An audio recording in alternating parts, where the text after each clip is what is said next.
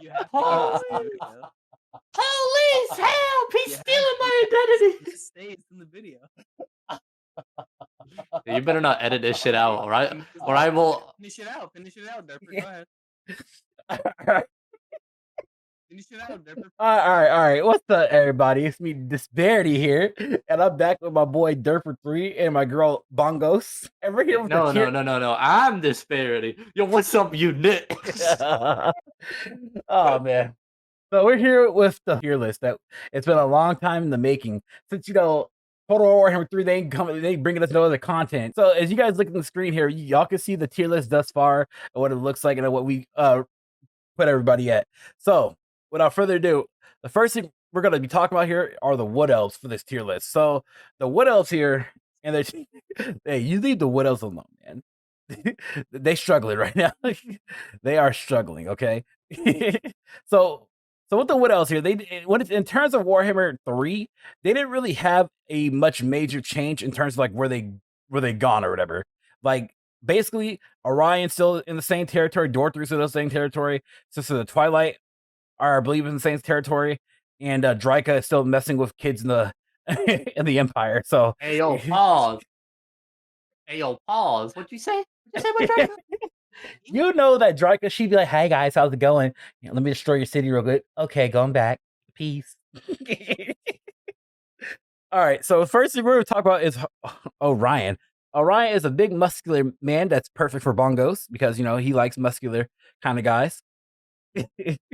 So Orion's starting army in Immortal Empires. Oh well, first off, I can say that as y'all know where the Wood Elves are, they're in the Wood Elves in the basically in the land of Britonia, or between Britonia and also the realm of the Empire. So first off, so the starting army is, let's see, they have a unit of Eternal Guards with shields, one unit of Eternal Guards, just regular, one unit of Deepwood Scouts, another unit of Wild Riders with shields, and another unit or 2 units of Wild Riders. So the effects of Orion is that he enables a unique Wild Hunt event. He gets upkeep and recruitment cost of minus 15% for all cavalry units. Leadership is plus 10 during forest battles. Elite 4 spirit units cost Amber to recruit.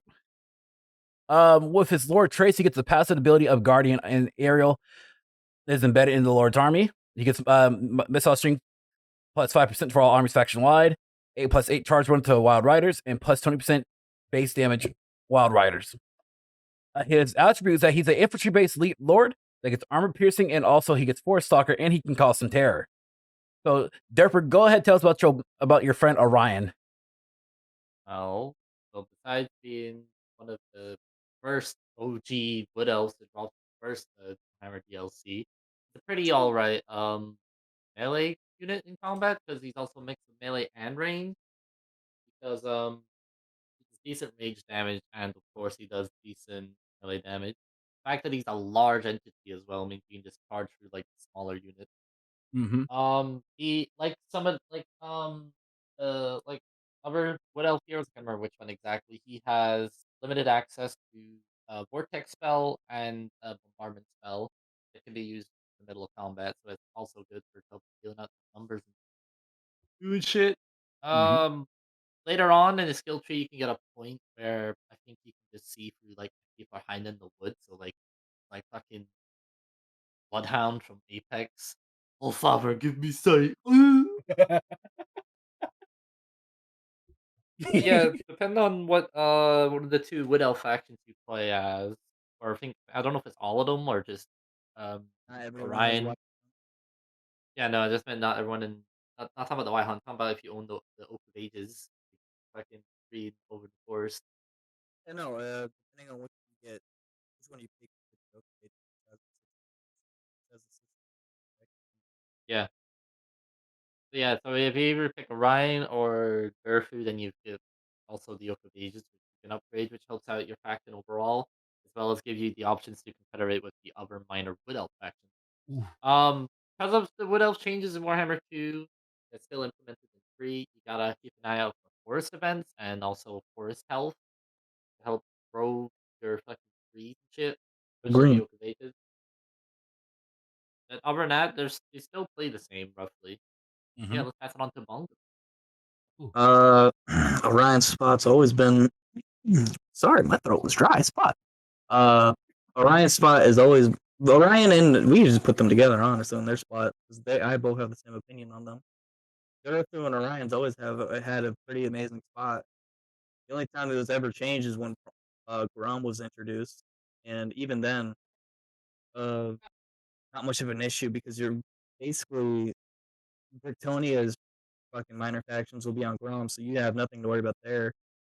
And there's nothing else really endangering you.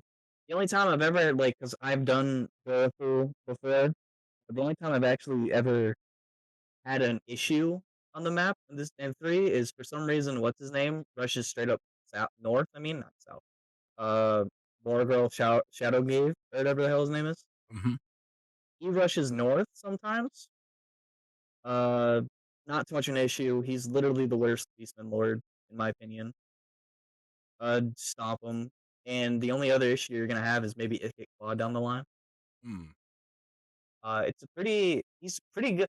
Orion's really good right now too, mostly because the what's it called? The active upkeep too. He's Yeah. amazing with that. Amazing. Besides that, Orion's been always kind of. He's Orion. Yeah, he's Yeah, Orion. He's just like, you want to pick a pick me? Hey, leave Orion alone, man. He's struggling. Wood Elf units have always been good. I never actually have seen a Bro, bad Wood Elf unit. I'll say this: in campaign, they can be good. Multiplayer, they're different because of their cost of the units. If I don't know if you knew this, in multiplayer, you want to go Sisters of Twilight into their eagle thing, and then have a bunch of eagle riders, and then they have the bombardment thing. I think that's what you want. That shit's broken as fuck. So where would you guys want to place Mr. Orion, who's also, by the way, he's the leader of the faction Talson? Probably should have said that a while back, but it's fine. Talson. So where do you guys Talson where would y'all place him? I mean, I'll rather place him in like B. I mean, it's the Wood Elves. He's an A for me, mostly because of the upkeep. And the reason why I say this is because with that upkeep, people have been using Orion to do end game crises and shit like that. So I'd say right now, in terms of easiest to play lords, I'd say Orion's the top. So I'd give him A. We'll meet you in the middle. We'll give him B plus. Yeah, especially if you want to do like war campaign. So obviously you have so many fucking armies. Yeah, because. So the next faction or the next person we're going to be talking about here is Dorthu, who's the leader of Argon. I know I butchered the heck out of that word or that faction, but it's all good. So Dorthu, it is a tree elf or a tree druid, right? I guess that's what you want to call it. His pronouns tree man. Pretty much, yeah. And so his starting army in Immortal Empires is two dryad units, 2 units of glade guards, archers, of course, 1 unit of tree man, and 1 unit of tree or 2 units of treekin. Sorry. His lord effect is hero recruitment cost minus 50% for a branch race. All units in Dorthu's army are immune to all attrition, that's pretty busted, by the way. Melee attacks plus 10 during the forest battles, plus 10 charge bonus for dryads, treekin, and treemen, minus 30% upkeep for dryads, treekin, and treemen. So, treemen do stack. Dorthu is basically like a monsters unit who gets armor piercing and is armored and is a forest spear. Basically, he's an armored up spellcaster. Let's see. He gets the spells the Lord of the Beast. So keep that in mind. And now, Derper, tell us a little bit more about Dorthu. What's his lore? I don't know. Break him down. This man just do a song reference. Teach us. So he's a pretty strong tree lord. Kind of could have mentioned this when I mentioned about the homie Orion. Both him and Orion get something called the council mechanic, where they can just stick other lords and give bonuses to that lord as well, maybe some faction wide buffs. So for him, he just usually sticks treeman in because he gives all the tree units buff. yeah, decent melee lord, decent spellcaster. He's got a good missile spell, but sometimes missile spells have one tap the fucking time, which is weird because height shit. Yeah. So with him, I don't know if it's him. I know with some of the other the spell singers and the branch wraiths. I know they have a skill if you stick them within they generate more winds of magic reserve. So That just is Mhm. Dorthel. Yeah, one of his yeah, people. yeah, so you can easily sit there and just pick some casters off while you have him out smacking bitches with fucking block of I think especially mid. Yep, Dark yep. Elves. Dark Elves have that too. Yeah. Dark Elves. I'm not sure about Dark Elves. No, because I've seen what's it called, multiplayer, where they just stick like they have a doom stack uh of 5 Hydras, 1 Malekith, and like 3 of the wizards, Mhm. and they just put them in the woods, and then they just like I don't think they'd actually get. I think they'd do a move where they'd get Magicka back, but it was pretty broke. Yeah. Yeah. If you were, I know Dark Elves. If you click the lore of Dark Magic, they have power within where they give it themselves or another unit, they take damage as well as they generate some. Yeah. But yeah, his starting position is pretty good. He starts in like top end of the Valkyrie Honestly, board. he's pretty safe. He In One my gets opinion. fact the about his spawn is that he has to spawn behind the sacred grove or fuck, because he's fighting dwarfs. yeah, you have to fight the minor dwarf faction that Star Snake used to fight back in game 1 and 2 before they moved him. He's a dwarf them. So yeah, you can just easily go there and chill. Um, Either way, you can either just fuck around, just either be friends with Briconia, fuck the Briconians, or friends with the Empire, fuck the Empire, all that fun stuff. Most people usually build like a Treeman Doom stack with them because of the buff he gives to like 3 units. But maybe people play however he wants to fucking play. But yeah, let that fun. Besides the tree men, actually the best thing for him is actually the tree kin, just because they are really fucking strong units. Mhm. Also, having more units is more hitting potential. I mean, what I like this is I don't know because I know we're ahead and our lists kind of left off before the update. Our the two last ones. Mhm. But the thing that I really like about Darethul is with the update that came out that like buffed everyone. He had a what's it called? He had a different hero. He had like a tree hero. Here, is dog a pause real quick? Yeah. Join in, come back. Your like voice is like Last one? distorted for some reason. Oh, is it? Yeah. Was it doing it the whole time? All right, it's good. No, you just started. Oh, okay. I All right, know you're I good might have now. I might have tugged on my wire. But he had a hero before, which was like a dryad or something. It was a tree person. Yeah, the Branch And Wraith. with the update, this is what I liked about it. They gave him a what's it called? It's the what else? Mages with like the big glowy hair that go up. It's a Spellfinger. female. Yeah, Oh, they gave him one of those, and that was probably one of the best heroes they could have gave him. He really needed something to give him like sustain, Mhm. because you're fighting dwarfs early, and they only give you Treekin, and Treekin are not good against armor. That's the issue. That is true. And so were what's it called, dryads. So literally, you're fighting armored units early game with no armor piercing or anything like that. Also, Durthul was also given this new thing called the Wrath of the Wood, which is pretty good for treemen. But overall, he's the same thing as Orion. So you It think literally, yeah. I mean, he's good, but like Orion's better technically. so? In that sense, though, I would have to agree. I mean, I think I played him once, but that was like years ago. And I want to say, yeah, his playthrough is pretty similar to what it was in Warhammer 2. And it's nothing much has really changed other than yeah, pretty much no, nothing just really changed for him. I Same mean, thing. go ahead and give him a B plus. All right, yeah, B plus, yeah. I'm not. The man, the man is he's just too safe.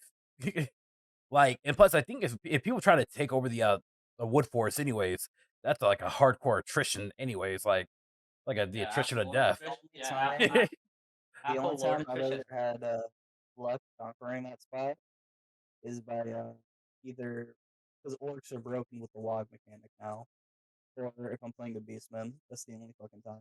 Mm-hmm. It's the only time. That Oh, attrition man. hurts like a bitch.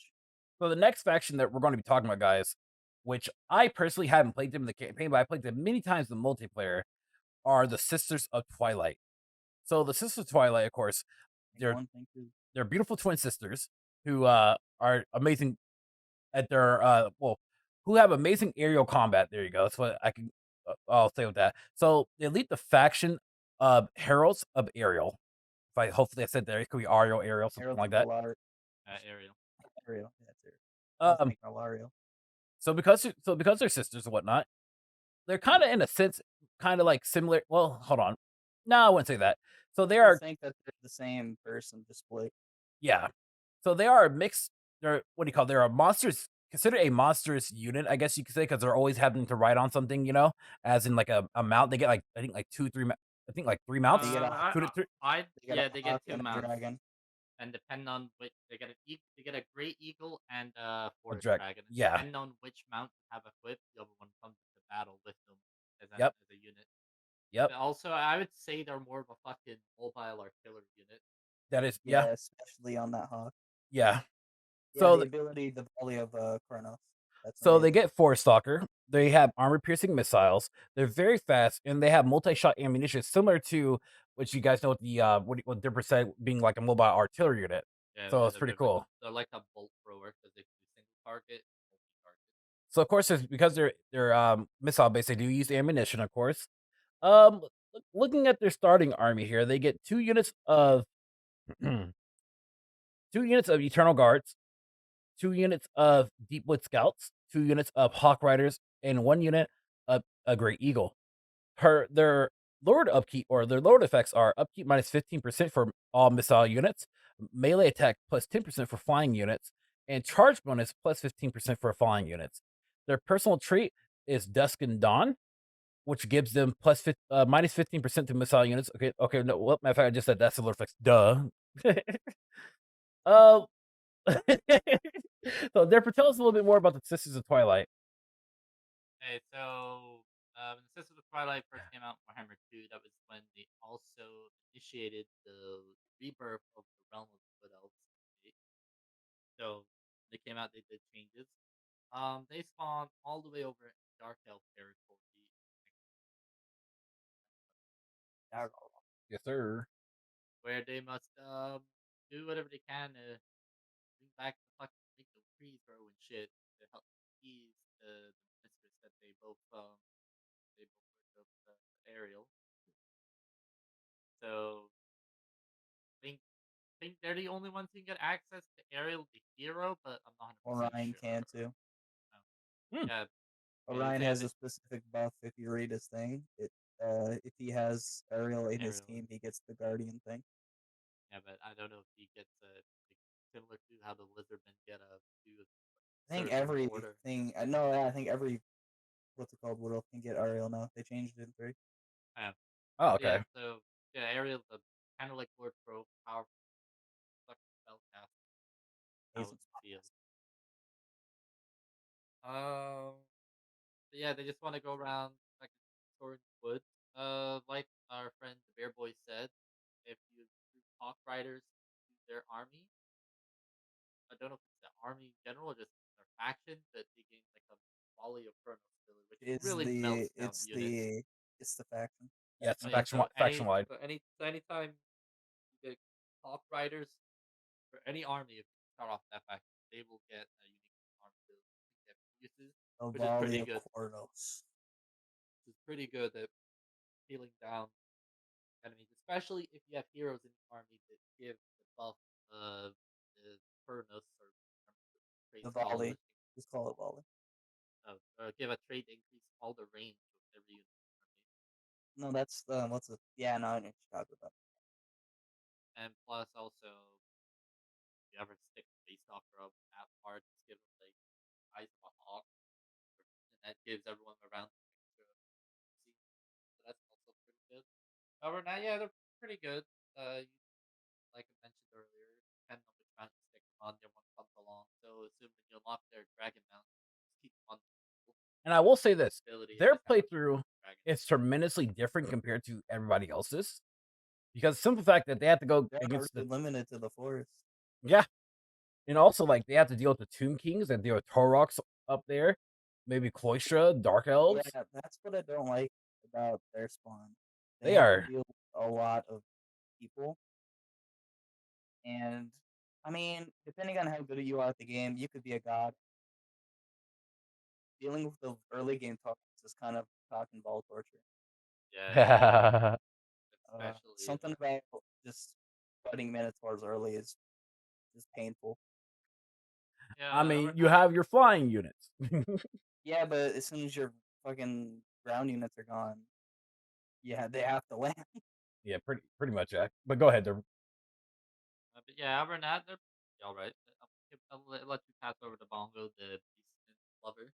Oh, you allow his fate of what else? I would say, yeah, fuck the F. No, I'm just joking. She's good. It's weird. I like her, and she's amazing. They're amazing. I said there as if they're one person. They're amazing in PvP.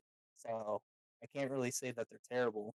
I don't like their area because I don't think anyone plays them for their area. That's why they're like. I think that's why they're the least. They might be the least favorite played. Well, that's also because Orion got uber buff. But their area is just black. Like I don't like anything about where they spawn. It's pretty just terrible. You're dealing with stuff constantly. The coolest thing about them I would give them is that they have the forge of Danath. I don't remember the Oh yeah, the forge. pronunciation. The forge of the day. Like Yeah, whenever but that every couple. go ahead. It's like every couple of turns they get every couple of turns they get an event dilemma. Get an item, either a permanent item or like a stronger version of the item for a couple of turns. That's pretty amazing, actually. The effects. That's why I don't know.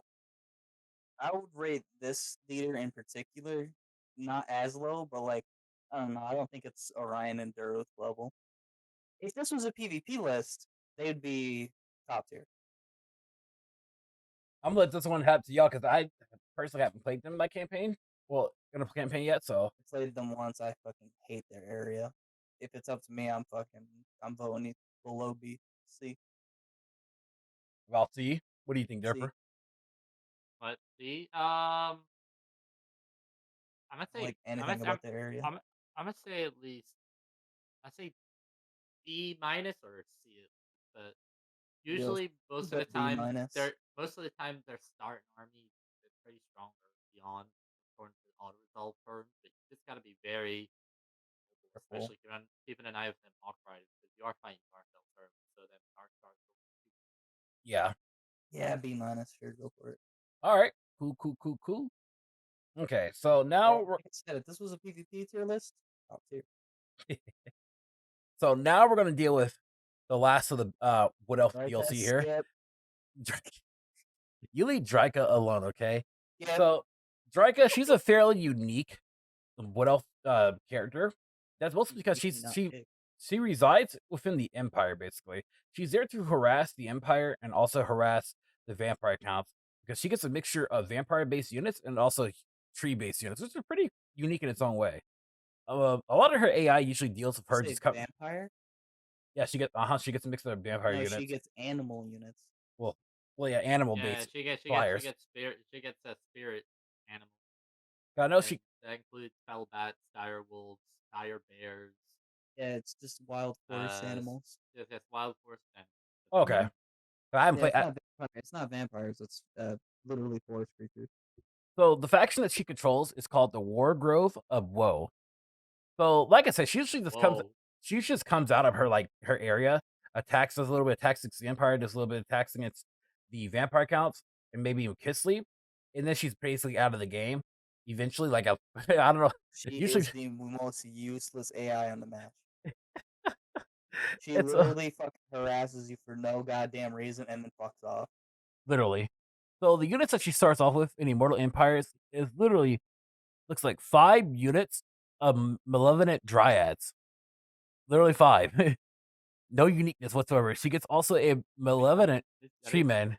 She gets more than just dryads. She gets a tree man and treekin. Well, I was going there. I was getting there. Oh no, you said that weird as fuck. You said just five Yeah. dryads. Okay.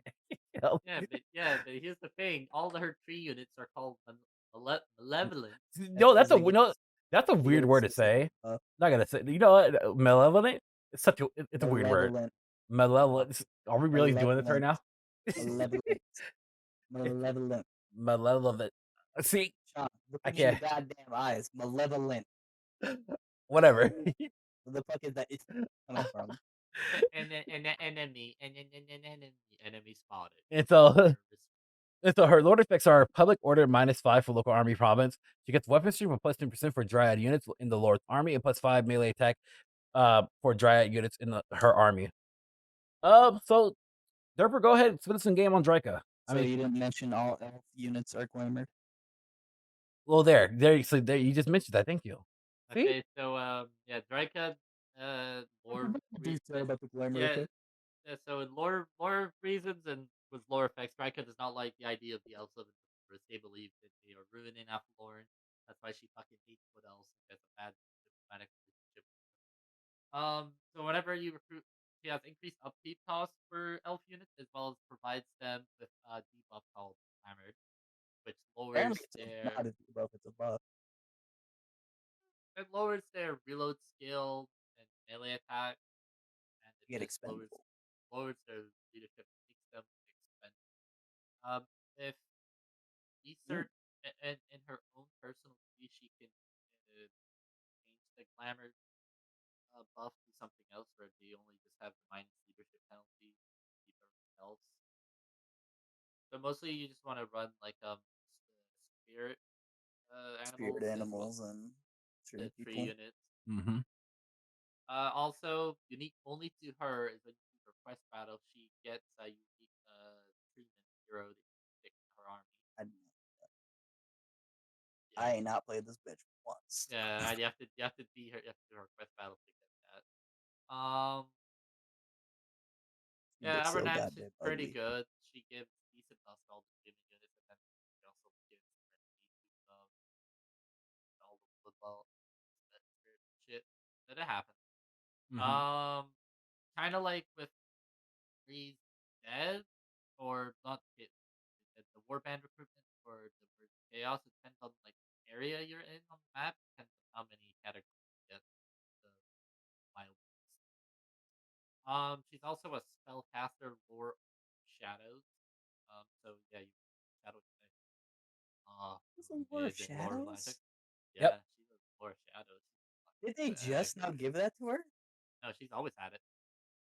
God damn, I haven't played this bitch once. Yeah. No, you've been sleeping on her. Yeah, you have. She's still getting an F in my book. Since you start close to the vampire territory, you start at War one of the minor fire factions, fire. Fuck all that bullshit. It's heresy. But yeah, you usually just want to do your own shit. And try and be careful. Always around. Infestus, man. Good old Festus. Yeah, let's pass it on These to are demons. let's pass it on to our Wood Elf resident hater, Bongo. F. Wow. Wow. She's ass. The spot she spawns is ass. The people she's fighting, ass. Literally, you picked Dryka because you felt like it. There's no reason to pick Dryka. Yeah, you say you picked Drake because you felt like it, bruh. The fucking glamour effect, that's stupid. Like, it makes sense lore-wise, but that's dumb as fuck. Like, you're getting rid of your best fucking category in the entire elf army. The ranged elf units. You're sacrificing that for tree people and animals. F. Wow. you don't just come up to be like, yo, we have the best range in the entire game. I think I want a bear. All right, Derper. What do you think, Derper? I mean, Lord Shadow top tier. F plus. I'm gonna say, He said, considering "Lord, her start, what's around her, how she's really good at playing it out, ambushes. I'm at least say a C. All right, I can dig it. I can dig a C. That was just butch. He tried to put her with the Minus. ogres. Minus. He tried to put her with the ogres, bro. Okay. No, this spot is so ass. All right. So next group we're gonna be talking about here. We're gonna be talking about the Beastmen. Now I'm gonna leave this up to baby. Bongos here because I don't touch the Beastmen at all. I love I Beastmen. don't really care for the Beastmen as a faction. I mean, Torox is pretty well. Okay, Their starting armies. okay. I don't know the fullest. The only faction of Beastmen I ever played was Torox, and his was pretty cool. But other than that, like I don't really care too much about Beastmen. So Brutal, honest, don't worry. so I'll at least do all this. So Beastmen, first off, I'm saying for every Beastmen faction, they are a horde faction. So we don't have to explain that anymore. They're all horde. With we're gonna be talking about where they at? Do. Where is my boy? Azrak, Dower, Ghoul. All right, here we go. Kazrak. The one we're gonna first talk about Kazrak, the original guy here, one of the originals. So the first unit we're going to talk about here is Kazrak the One Eye, who has what do you call? His faction is the Warherd of the One Eye, like Bongo just said. All right, he's a Chad. He's a cool guy. You know, pretty chill. What's your name is Boris. So his attributes is Fucking that bastard. he's a melee general or infantry general who gets armored, he gets melee expert, and he also gets Vanguard deployment for all his units in his army. So within Immortal Empires, he starts with a pretty huge amount of units. So he first starts off with 1 unit of Beast of Gorherd, 1 unit of Gorherd, 2 units of Ungor Herd, 3 units of Ungor Spearmen, 1 unit of Ungor Raiders, 1 unit of Razagor Chariots, and 1 last unit of Minotaurs. Did you mention the archers? Yes, I did. All right. His Lord Effects The is reason why this army is really big is because half those units you just said, uh-huh. the Ungars, are ass. Yeah, hey, some guard below. they Yes, really the are Ungars though. Are so big. So his Lord Effects are attribute. Of course, he gets Vanguard deployment for Beastagor units in his army. He also gets Vanguard deployment for Razagor chariots. His attacks enable poison for all Ungor units, and It's the reduce only upside. reduce bestial range penalties for detection chance within hidden encampment stance. So we're gonna leave this out to Derper and also Bongos. You want to go first, Derper? I'd let Bongo go first. I love Kazrak's. This is just me being biased. I love Kazrak's starting area because you personally get to say, "Fuck the Empire." The Empire. If you play it right, you could have Carl dead by turn 20. Probably less than that shit. It is such a fun campaign. If you hate the Empire, see now, but you could be a good guy, Kazrak, after you kill Toddbringer, because fuck him.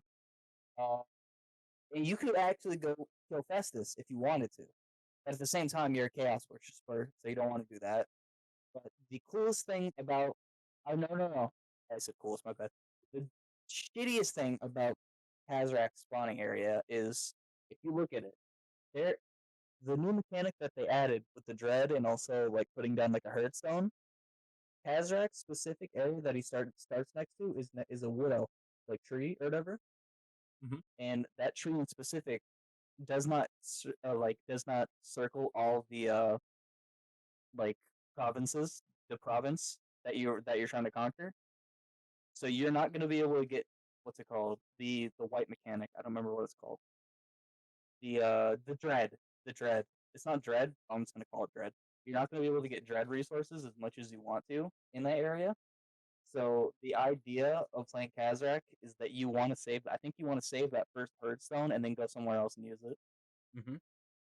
But besides that, Kazrak, he's really amazing. He's like a nerf version of Deathmaster Snitch in a way. He just doesn't have stealth, sneak. He can basically take out any melee lord besides like Carl and Actually, no, he probably could kill Carl because he has hatred of man. And he also has melee expert. Well, no, it's because Carl is armored and he has all that other shit. That is true. Also, Grimgord doesn't give a fuck. But Kazrak, he's really amazing, honestly. The poison effect on all Ungar units, like literally, when you get late game, never build the spearmen or any of the other archers. They get poison and they fucking shred. They shred life points. They don't shred units, they shred life points. And the Razor Gores, amazing. Best unit they've ever come up with. Mhm. Chariots. Razor Gore chariots. I don't know why I thought default ones. Also, Vanguard deployment on Bestigors is really amazing. You get them in early because they. A lot of Beastmen units are slow. Besides the chariots. Yeah. Besides all that, he's a mid. He's a mid Beastman here. Don't go there. Yeah, so because of the Beastmen update that they did into when they introduced Rock, the Hearthstone mechanic is pretty good, especially if you are fighting an enemy that just after you raise a settlement, they fucking go back to colonize it. So just prevent them from doing that is good. The idea is that its early game is pretty good, especially because since he does give it air units and you can usually just fucking have a army on standby just fill of Ungors because they have no capacity and the upkeep.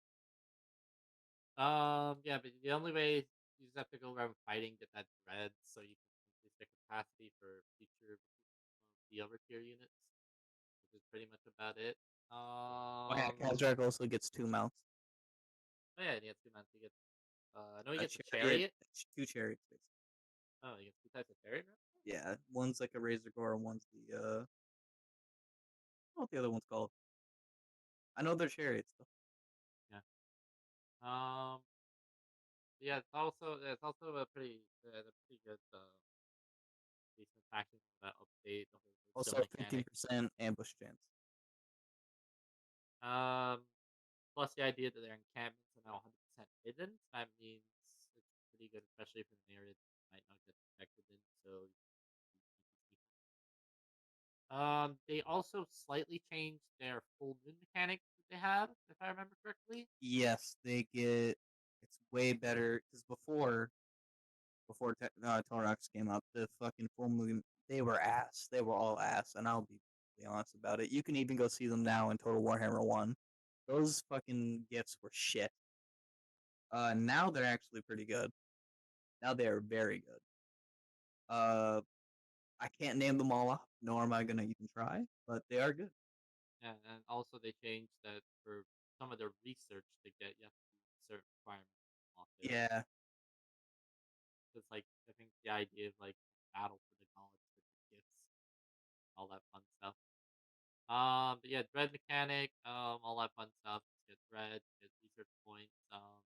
You can also, when you get enough dread, you can put other legendary lords into the army. The other Yes, beastmen every lords. beastman can do that. Yep. Because usually the AI beastmen just get fucking out.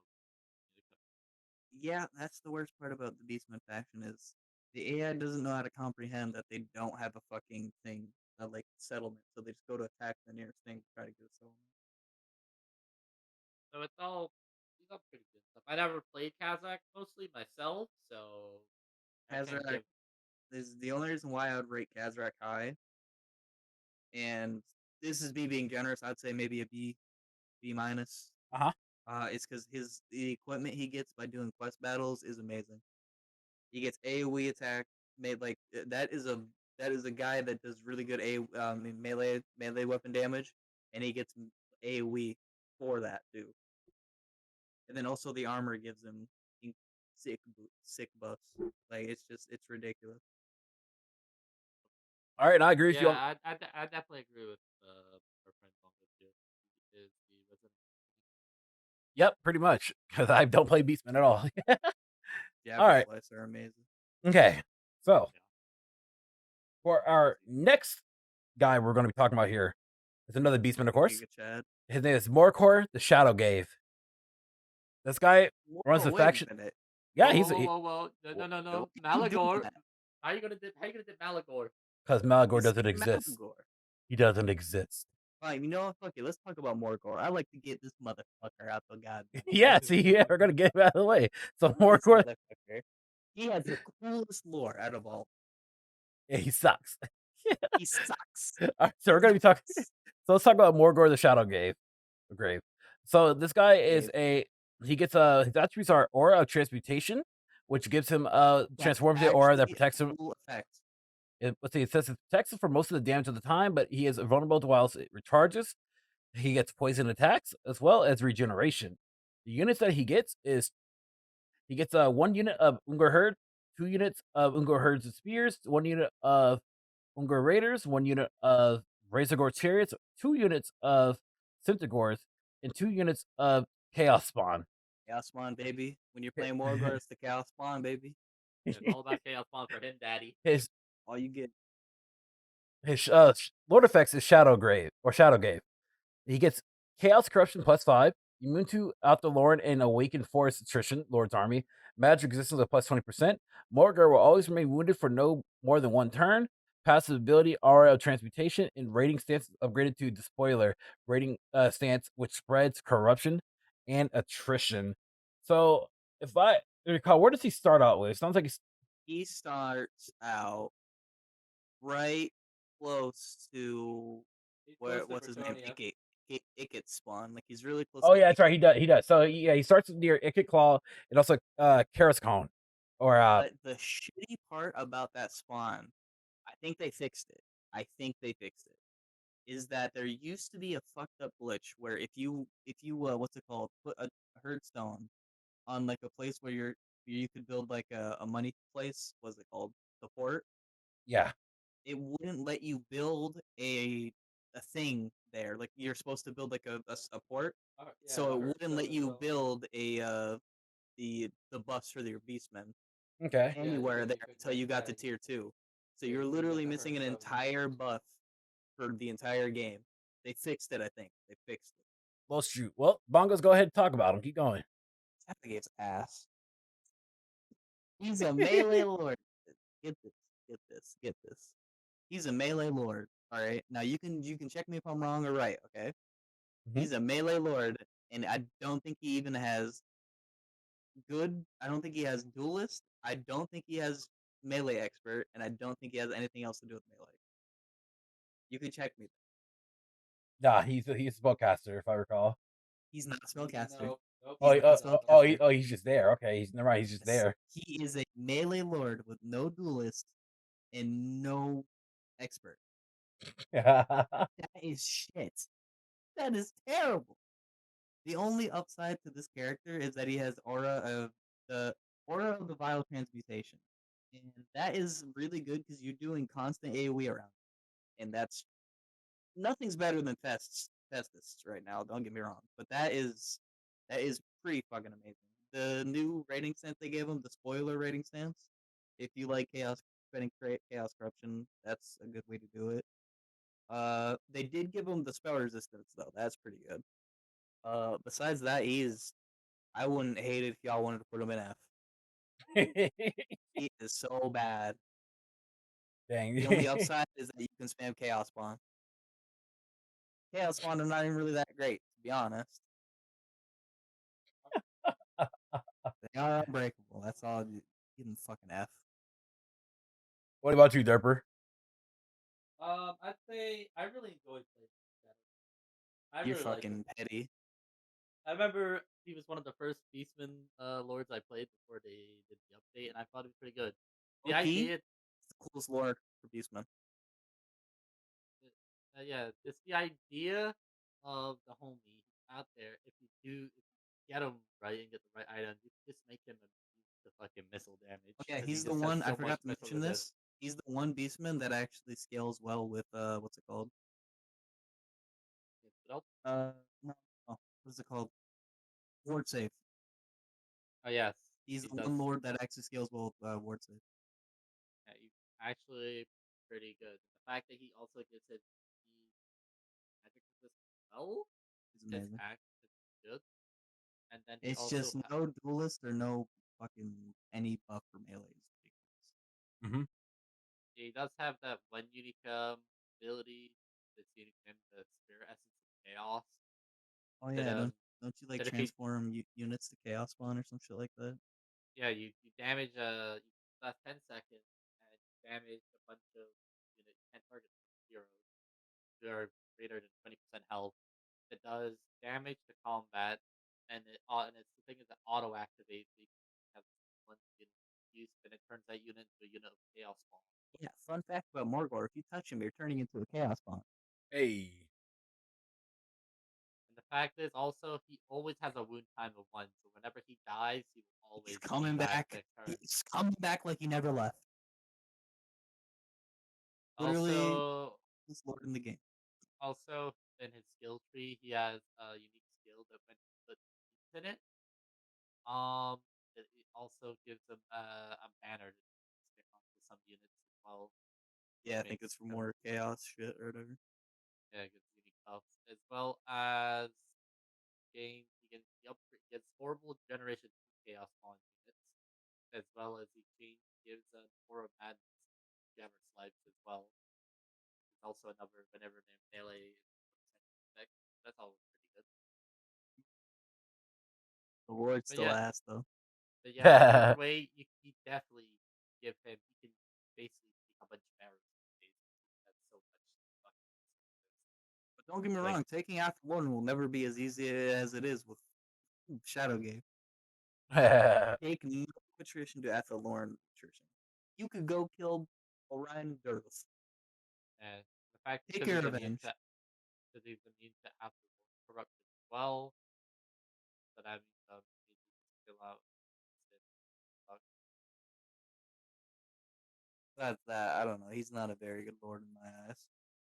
So where would you want to place him, Bongos? F. No, I'm just joking. I give him C. Give him Malagor a C. That's not Malagor. That's not Malagor. I'm sorry. More golf. Or Morgul. I'm sorry. No, bro, they both start for M. Yeah, except Malagor looks kind of somewhat decent. Fucking All right, Morgoth you looks said like he got hit by a truck. you said B. I'd give him a C. I wouldn't give him a B. Okay, He doesn't C. deserve a B. Yeah, you can't be a melee lord and not get duelist expert and melee combatant. Like that's just you can never win a 1v1 with any melee lord. It's just not gonna happen. All right. I definitely give him a C as well. Okay. Hey, Chaos won though. Up. Because Bongo said what he wanted. His homeboy, his favorite lord ever. Okay, I'm just kidding. Malagor's, I mean, Morgoth actually, he has the coolest Beastmen. If no one's actually read it or heard it, I recommend. Get to read him. All right. So the next lord we're going to be talking about here is Malagor, the Dark Omen. Now, this is actually the coolest Beastman. Now he runs the faction of Harbinger of Disaster. So where does he start out with? Let's start with that. What's his area like? Off Dustable. Right next to Scar. Right there in the pure center. So let's go ahead and start there. He starts right next to Scarbrand, south from north of Cetra. Let's see, next starts to the right of Illyrian, north of the Bloody Hounds, if I recall. Got a quick head take. Oh man, that's a fight down there. That's a Southland Bull right there. Yeah, one thing that I've actually noticed with this spawn is if you're not Malagor, weak head taker immediately goes left and kills the Malagor. Yeah, I can see. That shit's ridiculous. So with Malagor here, Malagor is of course he's a decent. He's a spellcaster that has a decent melee combatant. So what that means is that he can handle himself a bit, but not for too long. All right. You never want to melee with Malagor. Yeah. Don't melee with it just means that he can just handle himself a bit. So his starting units in the Immortal Empires is 2 units of Ungar Herds, 2 units of Ungar Spearmen, 2 units of Ungar Raiders, 1 unit of Feral Manticore, 1 unit of Giant Beastmen, and 2 units of Harpies. His Lord effect is called Crow Father. He gets the attributes of causes fear for Harpy units in his army, minus amazing. Enemy leadership -8 to with the local army. Enemy casualty replenishment rate is minus 100% in local enemy armies in local province, and movement range plus 50% when using the Beast Pass. So Bongo, go ahead, pop off, King. Malagor, he is such an amazing lord. Now, see, He's an amazing lord, but you have to play him. That's the issue. The AI will never get out of that hellhole by itself. Scarbrand won't let it. Queek won't let it. They just won't let it. But the best part about Malagor is when you're playing him is that little wording over there. Harpies cause fear.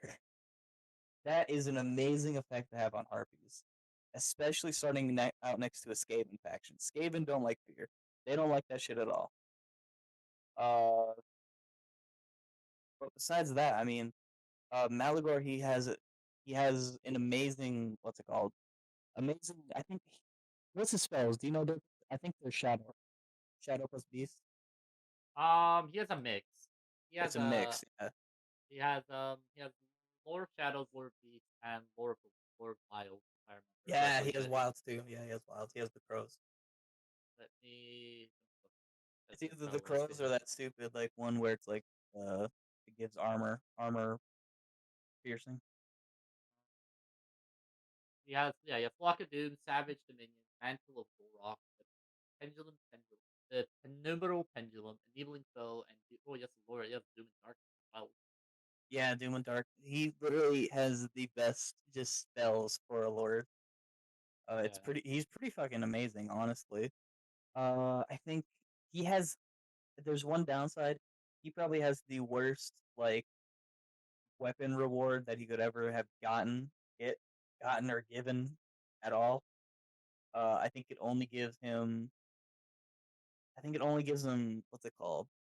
I'd have to look it up. I think it only gives him control, not control. I don't know. I'd have to look it up. It's pretty whack what it gives him though. His magic item. Yeah, it's nothing too amazing to talk about. His icon of the village. Yeah, I guess allies and things. yeah, it's not grand, but I would say for a Beastman leader, it's pretty good to have because I don't think with Malagor you're going to be spamming too many Bistigors, even though they are technically your best units to probably get. I think with Malagor, what you're going to want to be doing is getting Ungors. Because with Malagor you want to actually be abusing Harpies. Harpies on Malagor is amazing. I think that is his best unit right now is Harpies. Also, just any leader that starts with the giant in my opinion, is probably one of my favorites in slash best. So I've never seen a leader that starts with a giant not have a good time in the campaign. For instance, Festus. But besides that, he's pretty. I don't know. He's pretty. I'm not gonna say he's probably the best Beastman Lord. That is reserved for the Brass Bull. I would give. I don't know. I'd give him a B. What'd you give him, Durper? Definitely a B because maybe even a B plus because the idea that he is kind of like with Teclis, he could lower the miscast a lot of spells. In fact, every time he casts a spell, Mm-hmm. you also get Wild Heart and Life Teaching, which are passives to lower points of death, which increase health and reserves. Yeah, he gets. Oh my god, As he's well probably as one of, if not the most, because Teclis exists, Tzeentch units exist, Tzeentch people exist. He's probably one of the most top tier spellcasters in the game. it's also Great Arcane Conduit, so he also has that spell mastery.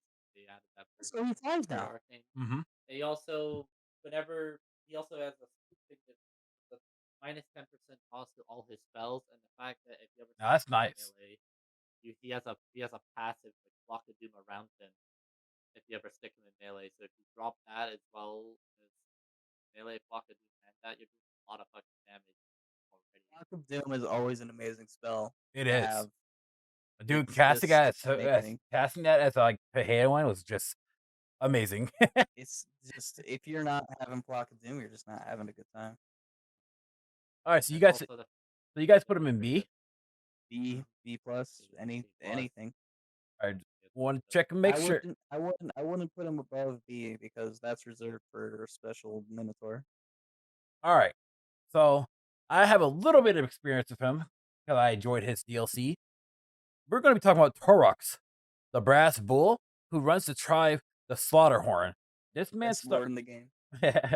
this man starts over within Nagaron. So he's What?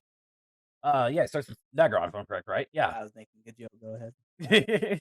So Huh? he's surrounded by I won't call this the Nagaron Bowl because he's surrounded by the dwarves to the north, Valkia to the very north. What do you call it? The Dark Elves or Dark Elves to the north. Let's see, he has the Cloister girl lady to the south. Was it southeast? And yeah, so he's surrounded by everybody. But when he gets going, the bull gets going. You All right. action, baby. You don't gotta worry about being surrounded. And There's so something here with you. And so keep this in mind here. Torox he's a brass bull that's been blessed by Khorne. So of course he wants bloodshed. So we want to say one sec.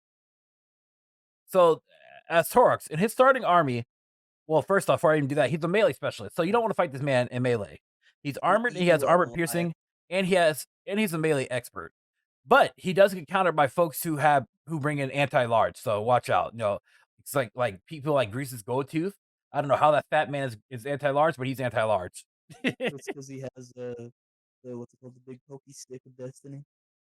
So the abilities that let's see here. No, we're not gonna go over abilities here. Let's go over to the Immortal Empire's army that he gets. He starts with 3 units of Ungar Herds, Say it without fucking up.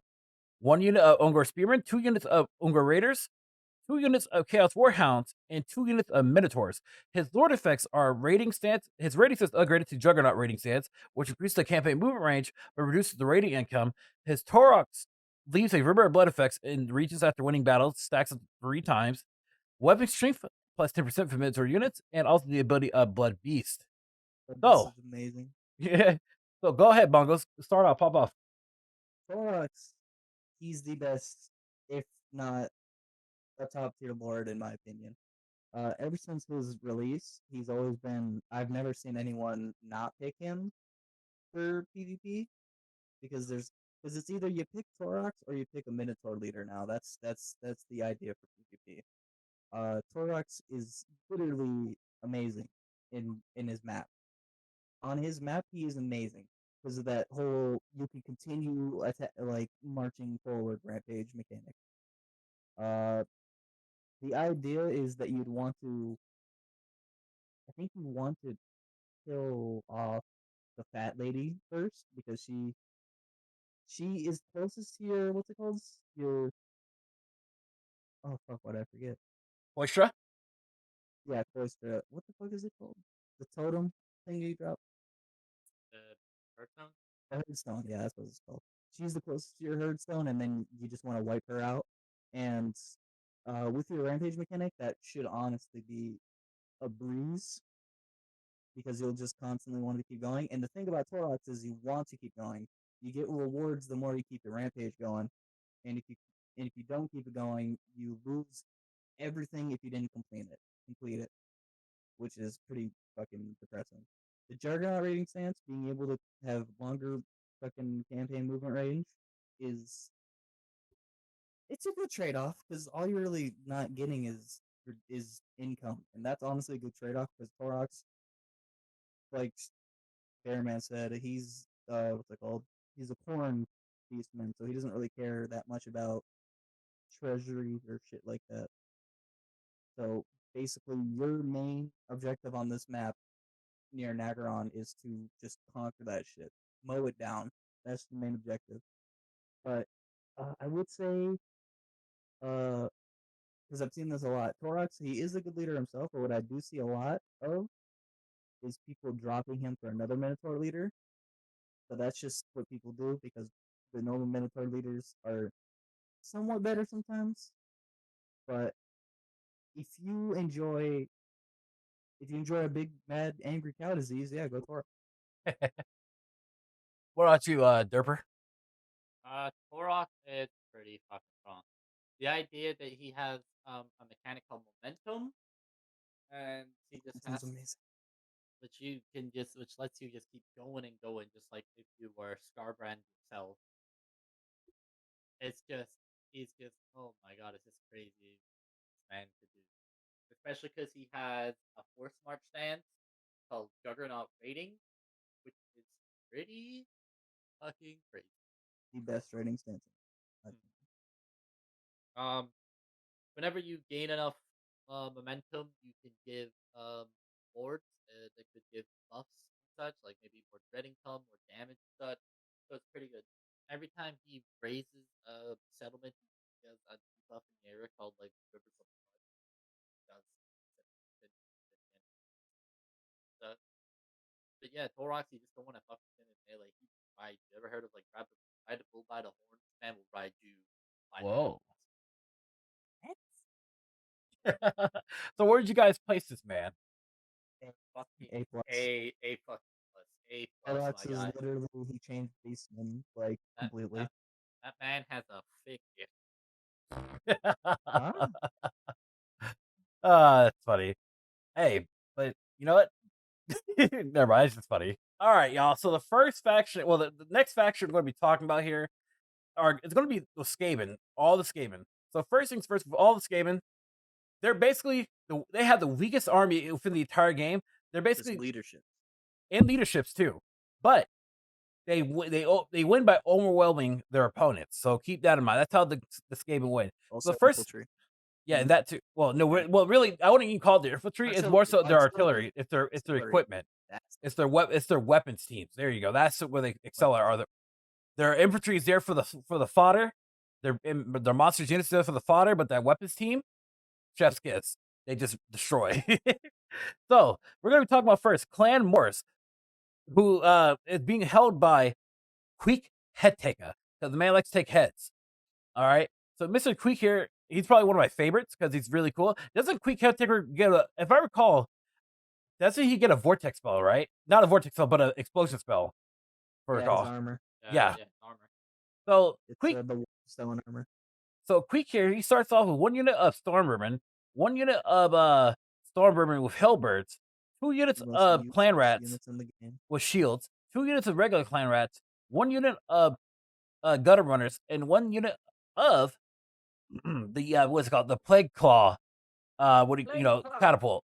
So Queek gets plus 10% to fighting against dwarves and greenskin tribes, plus 10% weapon strength when fighting against dwarves and greenskin tribes.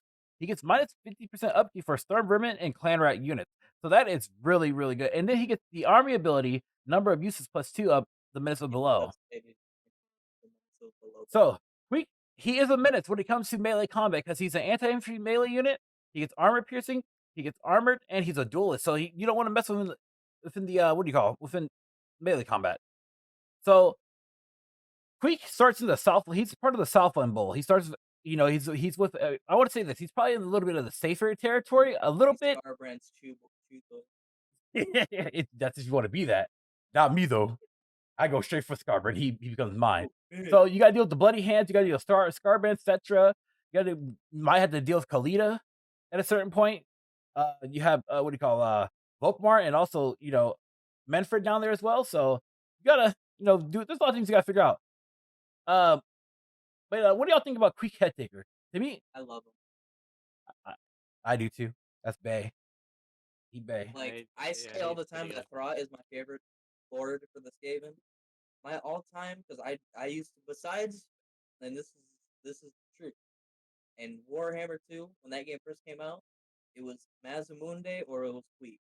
Queek, I hated him in 2 because the starting position. They kind of buffed Skaven afterward with the releases. But Queek has always been one of my favorite lords, mostly because he fucking hates dwarves. In fighting dwarves early game, I hate him too, and he fucking shreds them. He probably has the best anti-dwarf shit in the game. Hands down. I love killing dwarves. There we go. Racist is your guy. Yeah, fuck yeah. Privileged ass motherfuckers. I get armor in my lowest tier unit. Fuck off. Therefore, what about you though? Me for Queek. Queek is pretty good because he, especially because him, they've included him because more reasons. The hunt for Karaki Yeah. Mhm. So he gets unique buildings and stat occupies and settlements. Also, gets an city as well. So he has vision over that area. Unless the guy can get it out. Get rid of the rats, boys. We don't want that. Yeah. Um, also gave him sorry, also lowered armor. But, yeah, weapons that Yeah, they literally make me crazy.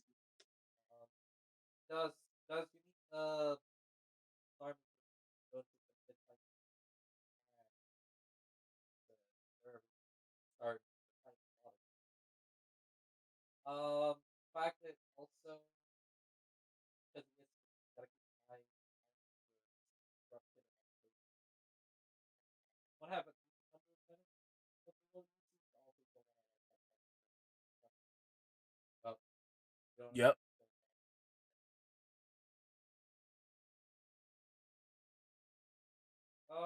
yeah, pretty good melee combat. Uh, The only downside to Quake, in my opinion, is the great. I think it's the Glacier hate. oh yeah. Because he has Skaven, your lords have warriors. Because he's like warlord type hero, it's all like great. So he also has like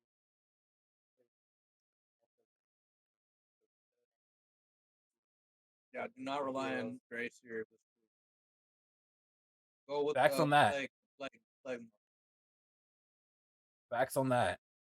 Bernard, yeah, he's just pretty good. He just want to go in there and fuck shit up. Because the idea is that lore and lores, clan wars is has the biggest amount of armies, like the biggest amount of troops out of all the other clans. They're like basic military strength and all that fuck shit.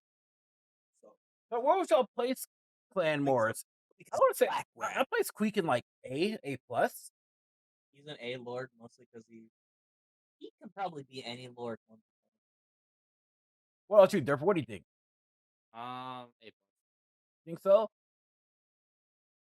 Derp was like, I know so. That's Squeak. I would have to. I don't know. We'd have to test that, but the only reason why I'd say he deserves an A is just because I'm pretty sure he can. And also, yeah, he does get like he gets that explosion spell too. So if he's surrounded, man, if you want to give him some breathing room, pop that. There you go. That's him. That's Squeak. All right. We gotta talk about this fucking bridal crap. All right. So the next one here that we're going to be talking about is Douglas Fate Runkin. Just kidding. It's not his favorite. We're going to be talking about Lord Skrulk. Dried up. Yes. So Lord Skrulk is a decent melee combatant. It says despite being primarily a missile unit or a spellcaster, he can hold his own on the ground fighting in melee, of course. He gets Frenzy. Frenzy causes more damage while their leadership is high. He's a Plague Sensor, which Warpstone Dust in Vile Contagious Fill, this diabolical sensor, exposure to which does horrendous things to bodies of the minds alike. And he's a spellcaster. So his effects or Lord effects is that chance of plague spreading is about plus 100%. Plagues boister your forces in nature your settlements. Construction costs minus 50% for Pox Cauldron, Pestilent Naive, and Plague Abbey. His Lord effects are Plague Lord plus 3 Scale of Corruption and Local Promise, and minus 50% upkeep for Plague Monks, Plague Monk Sensor Bearers, Plague Claw Catapults, and also Plague Priests. And once again, he holds the clan of Clan Pestilence, so keep that in mind. Now, in terms of Immortal Empires, basically, I don't think I really have much to really talk about him because he's, in a sense, it's the same spot as he was in Total War 2. The only difference is that he has to handle one from the south because of the expanded. They missed an opportunity. What kind of They opportunity? missed a huge opportunity. He could have had a cauldron mechanic just like. Oh, they could. Yeah, you're right though. That was a huge missed opportunity. But that's probably why they saved it for Kugath or whatnot. Yeah, but he could have got it too. True. And so pretty much, yeah, there's not much really to talk about for Let's Scroll. Like, I'm gonna go ahead and go straight off the bat because his first off, like in terms of gameplay for me, his campaign is kind of boring because all you're dealing with is just two lizardmen groups, I mean, it does spice up as you can like fight the Bretonians or Albrecht down there, and also maybe a Marcus Wolfheart or what's his old boy name? I always forget his name. Always lose me. The Vampire Ghost dude. I don't. Yeah, Luther Hark. I don't know why his name always eludes me. But at the end of the day, like I said, his campaign is just it's alright. So in terms of like campaign, though, in my personal opinion, I'm gonna go ahead and go off right at bet. I'm gonna give him at least a B- on his campaign. But we're gonna let Bongos and Doggo go first. See what y'all think about. I have nothing to say. I speak with him too, and I hate him. All right, well, Derper. I I buff Pledbucks. I mean, I enjoyed him from what little I played of him. You got fucked up again. Decent spellcasting lord with the plague of the Lord of Plague or Skaven plague. I should Plague say. spells have always been Yeah, good buff spells like giving all your units access to poison. Poison does fucking good against enemies. It makes it a bit harder. Yeah, pretty good lord. Decent in melee combat, kind of. But you just gotta keep an eye on them because they are Skaven. They have fucking terrible leadership. They will always fucking rout because they bunch of coward bitches. The other part about this lord is though, see, I hate on them. Plague monks are pretty good. Frenzy's pretty good mechanic. Yeah, the plague Up on monks are pretty fucking strong, especially. I think doesn't he also start off with a plague clock catapult? He gets 2 plague. Yeah. So just That send shit's your broken. If you so you just send your slaves in, and then just get the enemy to group up on them, and then just play clock catapult. you gotta play him like a more fucked up version. Snitch. Yeah. Use the range to your advantage. Yep. But yeah, I think roughly a B, maybe. He's not a bear. Like I say, he's alright. He ain't the best, but he's there. He alright. The only thing that's carrying him is literally he does. Yeah. Plague spells for Skaven are fucking amazing. Skip this next one. No, he's the best. Fuck you. Please skip this next one. I'm thinking about it because you skip it. Can you play the clip? Because can you play like little like intro? He's like, I mean, he is a. Leave him I alone. think we should skip because he is a free LC lord. You know, they don't really. Yeah. So we didn't skip any other free LCs, you fucking assholes. because they're more important. I guess technically Trench did get buffed. All right, so we're gonna be talking about Derper's favorite faction. Tzeentch, yeah, there you go. Tzeentch Craventail, the most boringest free LC ever. So Tzeentch Craventail runs the weakest lord in the game. Yeah, he runs the faction of Clan Rictus. All right, so he's anti-large, he's armored, has charge bonus against larger foes, and he's a melee expert. So he's only really good against large foes. Other than that, he's useless. He's in Immortal Empires. He starts off with 2 units of storm vermin. 1 unit. And he spawned near fucking Emmerich.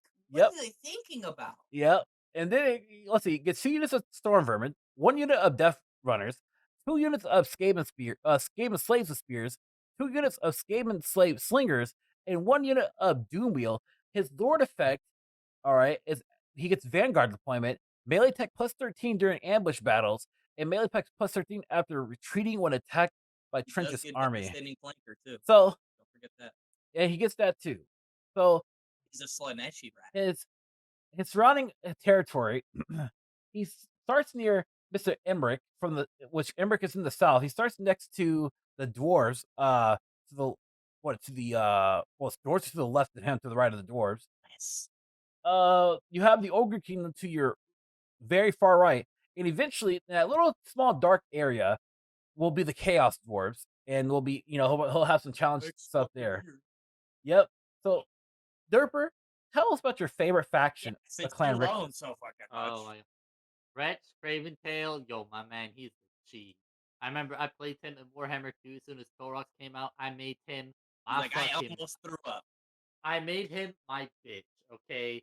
People be sleeping on the possibilities and the power that Tzeentch favorite character. Like he is motherfucker leaping on his ass. Get out. Yeah. They recently gave him the higher ranked Storm Vermin are the more damage to pitch out to the idea with the clan victors in a way City Lord, can we skip? they just like train each other, you know, like typical Skaven nature, just backstabbing each other like a bunch of even little rats that they are. I still say, okay, because we don't have a single Gracier Lord in this entire game. Take out him, give us the one from Vermintide. No. Give us the guy from No. Vermintide too. No, the answer is not a You cucumber. cannot tell me it would not be cool, because he could introduce Storm Fiends. Storm are kind of in the game because of Climb Molder, but Yeah, but we don't actually have Storm Fiends, the Flamethrower and the Rattling Berry. but yeah, I love him. He's pretty good. Good buffs for the scaring The leader away. from the fucking game. They recently gave him buffs whenever he breaks the treaties with people, so it just makes him a bit fucking stronger in combat. Therefore, let's just get to it. But yeah, I really F. love him. F. S plus, S plus. All right. Derper, he about to say Doper. Derper, he cap right now. Can we give Trent like our own like tier? Can we just give him like S plus plus? Yes. Give him S Yes. plus plus. Yeah, Yes, no, it he is S+. he needs to get F minus minus minus, bro. F minus minus. Yes, that's the character It's there. toxic. Let's do it. We're getting him F tier because Derper right now he capping at the moment. No. He's S triple plus. All right, I'll Trent's cope. is pretty ass. All right, I'll cope with Derper. Because honestly, I'll admit, Tzeentch, he ain't nothing special of a lord though. He ain't shit. He ain't nothing like out of any of the Skaven All right, factions. let's give him S plus. Derper, we're giving him a. Here, I'll give him S just because I love you. You're only time. Yeah. Okay. But at the same time, he ain't no special lord though. He's not like Icked Claw or Quick Head Taker. Oh, talking about it. Because that's what we're going to. Because that's go what. To immediately to the next. Okay, so yeah, we're going to be talking about Icked Claw, the lord that everybody plays as Skaven, because Icked Claw is the best because they get fucking nukes. Honestly, now I had the experience of playing Icked Claw. Let me tell you this, out of my experience, if you don't take out those Italian motherfuckers down south of you or to the right of you, the campaign is going to be kind of rough because they're annoying as shit. They really are. But throughout the game, you can push anywhere else. Just watch out for those Italian motherfuckers down there. You don't even have to leave Skaven Point. You can stay there. Yeah, you literally can. So that's like you could just spread your fucking undercities. That's literally it. So the cool thing here is that again, you get a freaking nuke. The nukes are amazing. They literally are because they can be definite game changers. If a battle says you're supposed to be losing it, okay. If you can nuke one good spot, like example, I fought a 2v1 army one day, right? Bruh, the second army came, I nuked it straight off. That thing killed off their entire army. And it was done for. That was it. It was a wrap. So that's how strong Icked Claw is. And plus, their whole mechanics with the whole just building up weapons teams stuff like that is because that's what Icked Claw is all about. It's all about weapons teams. Yeah, he introduced a lot of the cool new weapon guys. So first things first, when we get into Icked Claw here, the man is an anti-large. He gets armor piercing, and he's also a spellcaster. And the cool thing here, and the mouse that he gets is a Doom Wheel. Amazing. Gives him the speed and the ability to go where he wants, where he pleases, while casting spells at the same time. So his starting army that he starts out with is 2 units of clan rats, 2 units of Skaven slaves, 1 unit of warplock Giselles, 2 units of rattling gunners, and 1 unit of doom flyers. His starting lord effects is he starts the campaign with a warpstone doom rocket. Again, that's the nuke. He gets minus 50% upkeep for warplock Giselles, rattling gun teams, weapon teams, and also warp fire thrower weapon teams, and his army. And then when he recruits you, he gets +2 for all Skaven weapon team units. So I'm gonna let Derper talk about the Forbidden Workshop. You talk that dumb shit, Derper, though. I'm gonna get you. Okay. Icked fucking Claw. Okay. On top of having the Skaven spell lore of Ruin, this motherfucker is fucking Yeah. he is basically RoboCop. This bitch. He loves technology. Clan Scryer is all about advancing science and technology advancement in this game and city and world. So of course this man has to invent fucking nukes, Gatling guns, sniper rifles, mortar guns, doom wheels, all with the power of woodstone. The lovely material that comes from space. It's so shiny and precious. Get out. Yeah, pretty good lord. This same fucking like Skaven or whatever the fucking spell's called, the thunder spell or zap zap zap. Clan Scryer. Always want to build weapon teams. Also, whenever you start off with Ikekwa, you have the unique workshop mechanic that lets you buff all your weapon teams Forbidden workshop, yes. and all your mechanical units, and also buff your units. Which is stronger. So yeah, he's all about the weapon. That's why a lot of people like the multiplayer. Also research. Also research. This game research is kind of messed up. Literally, not have to leave Skaven. You can stay your ass at home. Yeah, so yeah, you just gotta deal with the Minor Empire faction. And also, what else? Maybe Sartos. Wait, we put Rictus at like S, right? Yeah, this guy gets S S S S S. No. See, if we were real mean, we'd put him in S. Yeah, we put him in F minus. That's the yeah, real meme lord. Yeah, but Ikit is pretty good. This weapon team has. If you usually just want to get some good casualties, send like.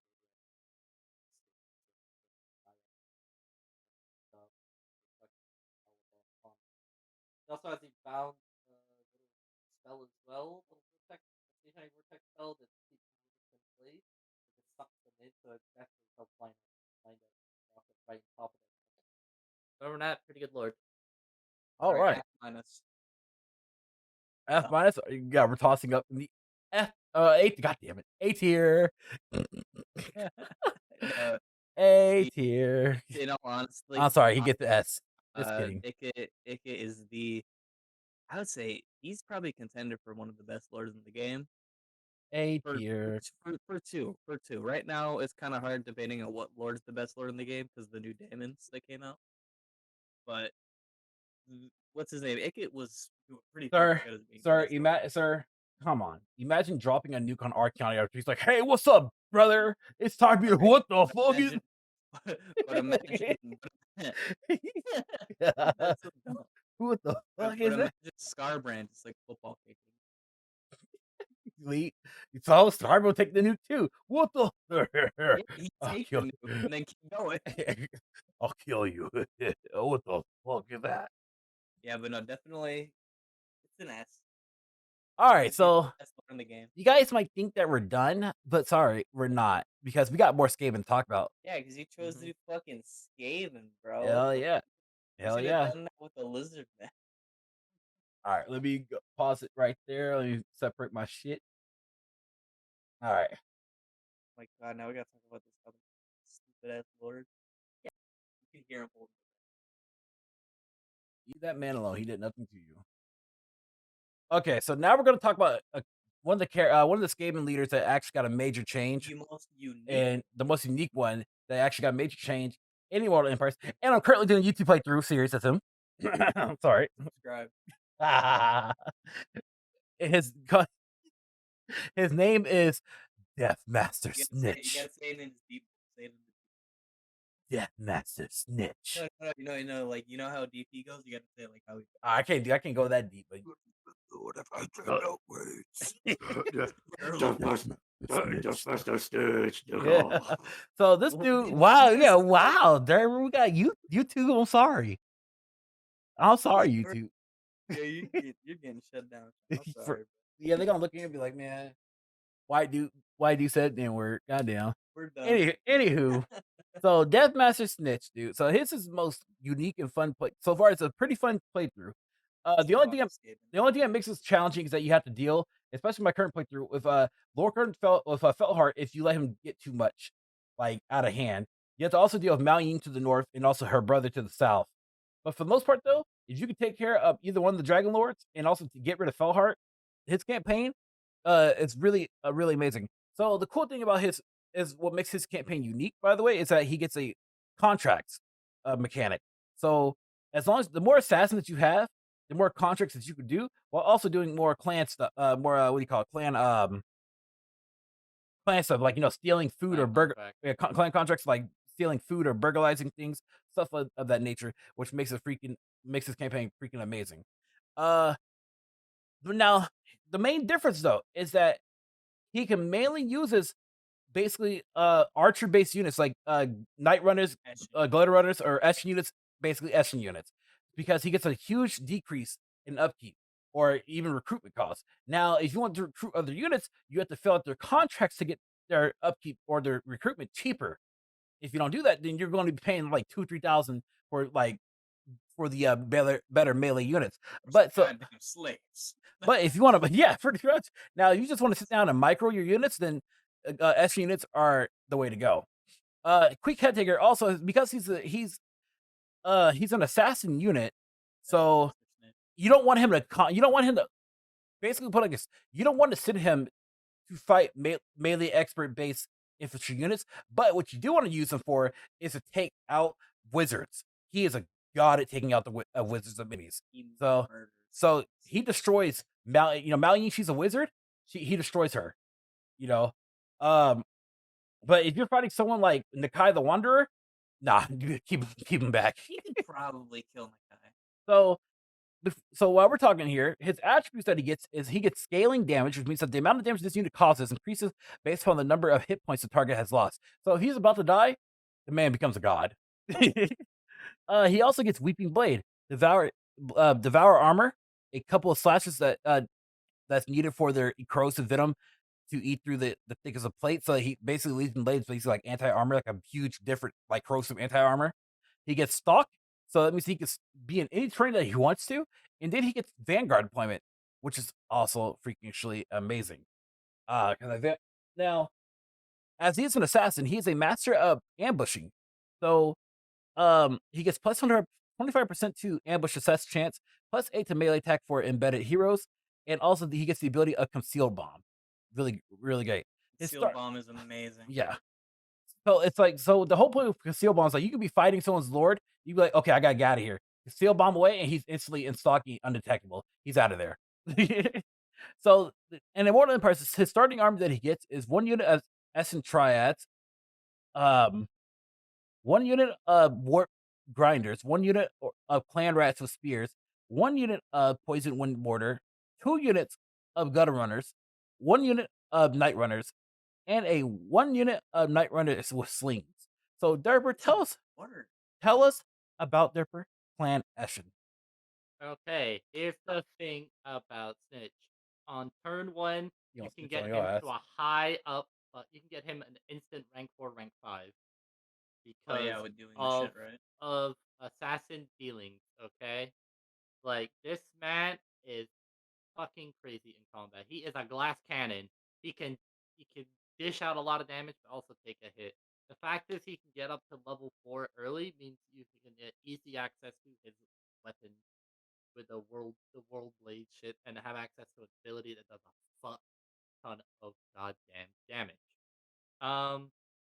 The only downside is with Clan Eschen is that you can't recruit the other power hitters of the Skaven army later game because they have increased upkeep costs.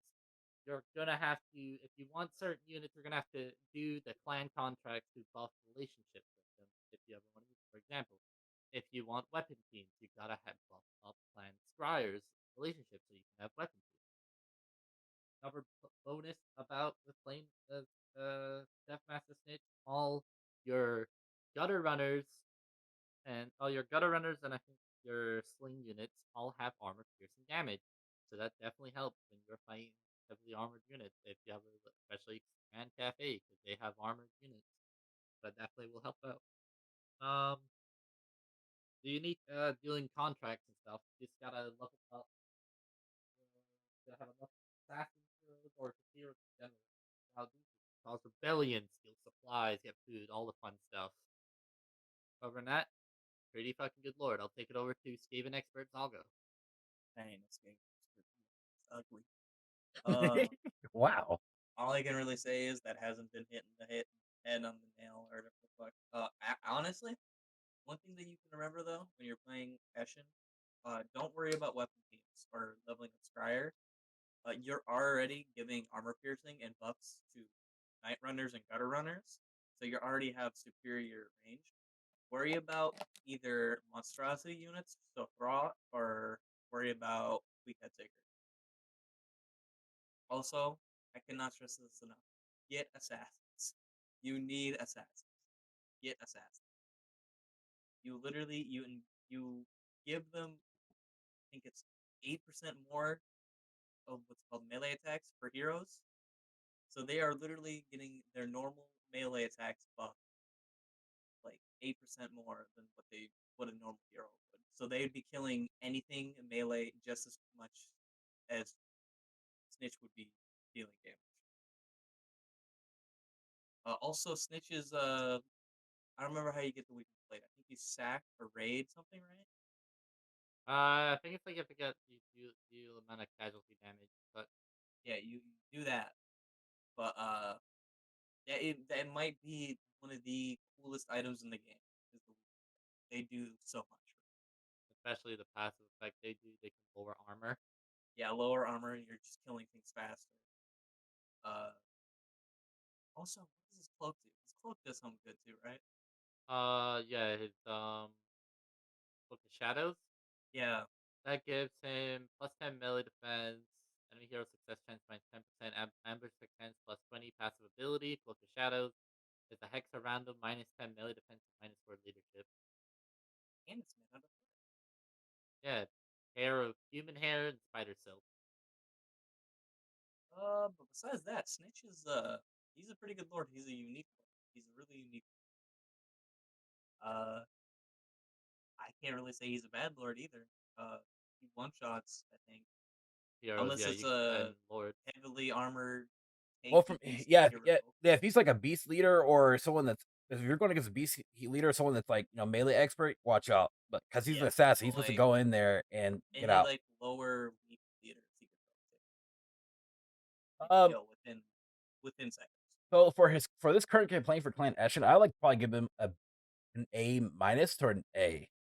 It all depends on how you deal with like Thalhart and also deal with the Cathay and the North and South provinces. But what are y'all thoughts? What do y'all I'd think? only give him an A minus because I don't want to give him a B because night runners and gutter runners getting armor piercing Dude, they are strong. is ridiculous. They like I remember I did a battle yesterday, which You they don't need weapons to use with this spec. That's like the best part I about it. remember I did a battle with him yesterday. I like Mao Ying was going for my leader. My gutter runners, they ate her Bread. alive, dude. They destroyed her. She was like, "Hey, how's it going?"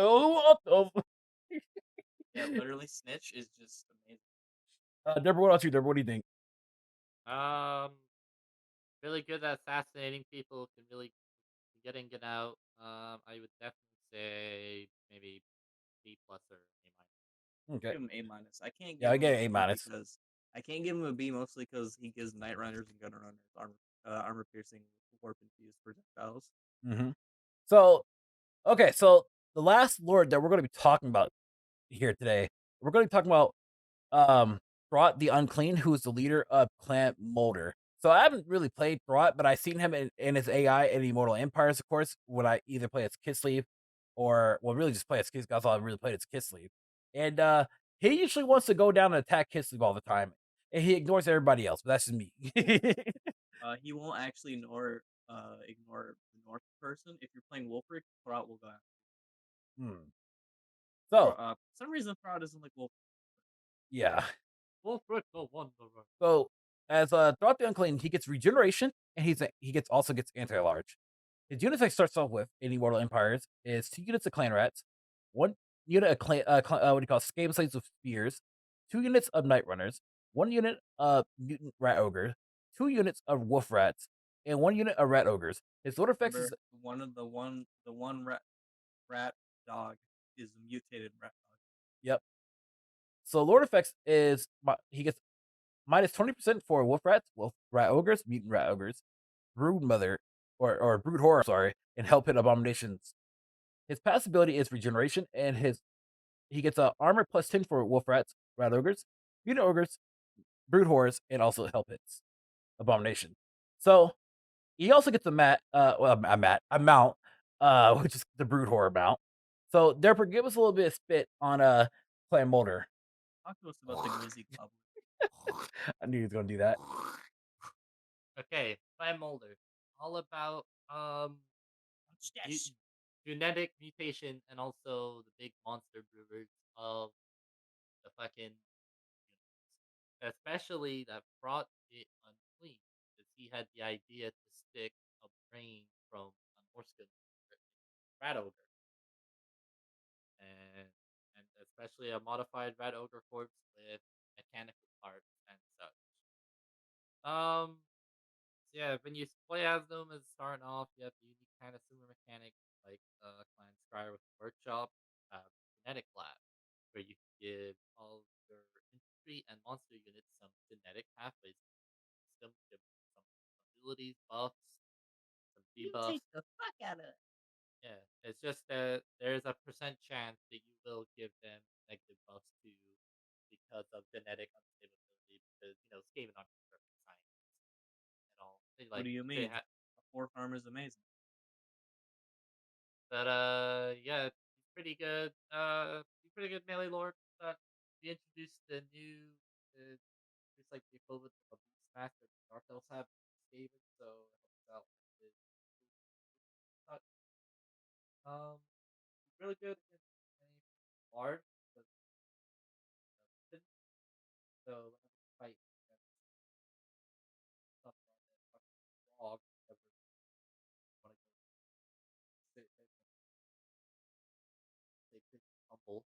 Um, Other than that, yeah, he's pretty alright. I've not played him as much, but his AI is so fucking annoying when I'm trying to play. I was playing myself.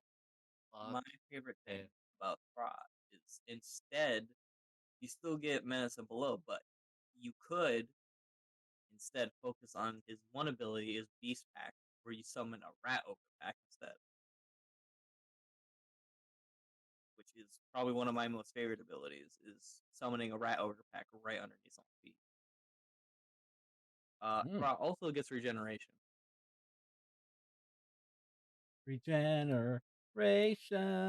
Yep. Also, in my opinion, Throt introduced the coolest, besides Lizardmen, because they introduced the dreaded Ceratosaur, which is the coolest monster in the game. Throt, second coolest monster in the game, is the mutated Rat Ogre. The big mutated Rat Ogre.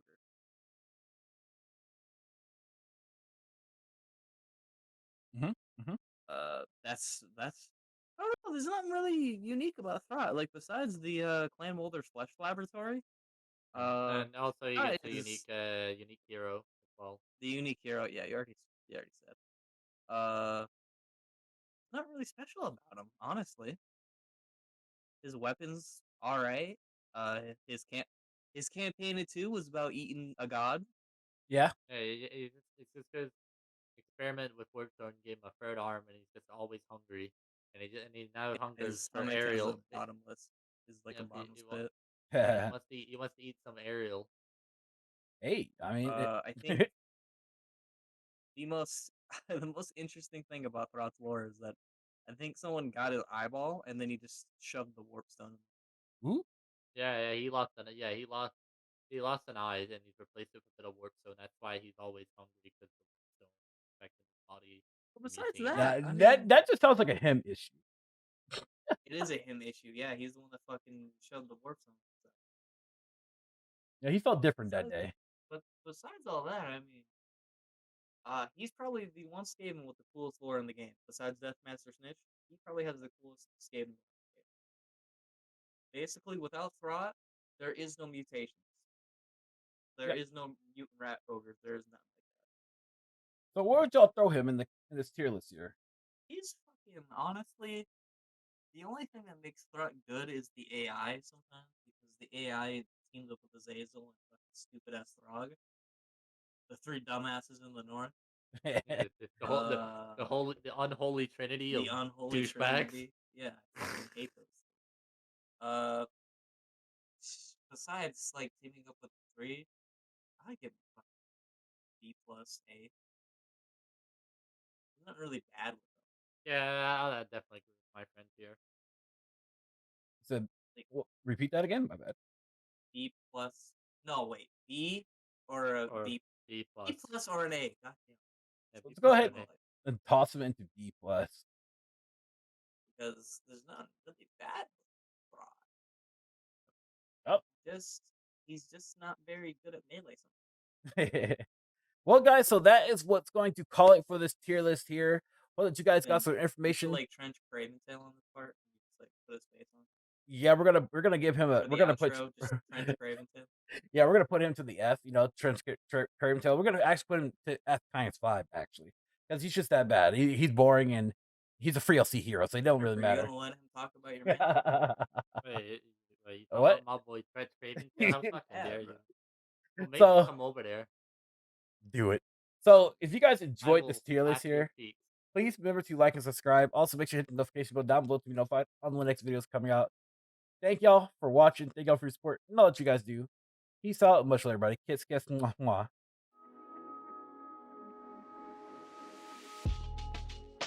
If you guys enjoyed this video, please leave a like and also hit the bell notification down below. Thanks for watching.